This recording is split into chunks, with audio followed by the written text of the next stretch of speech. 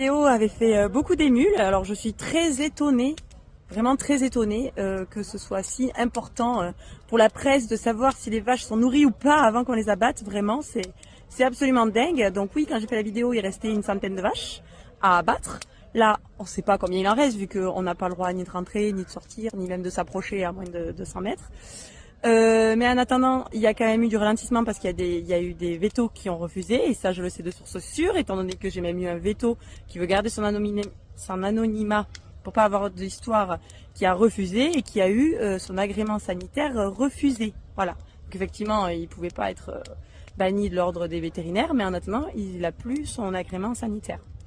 Voilà. La morale de l'histoire, c'est que les vétos, il y en a beaucoup qui sont pas d'accord avec ça, que je l'ai mis en story, la fédération européenne des vétérinaires trouve ça absolument insensé de faire ça.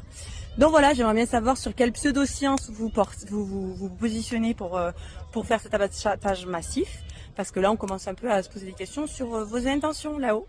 Surtout quand votre seul point pour essayer de faire discorde dans notre mouvement, c'est de savoir si ces vaches ont été nourries par des CRS ou pas, quoi. Enfin, on est quand même sur du haut niveau, les gars, vraiment.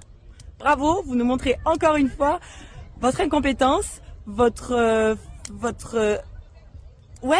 incohérence totale du monde agricole, malheureusement, parce que comme je disais, une vache doit être nourrie absolument en continu. Voilà, sinon en fait ça lui pose des problèmes, mais de toute façon, quel problème il peut y avoir de plus que d'être abattu massivement alors que ce sont des vaches saines? Je me demande.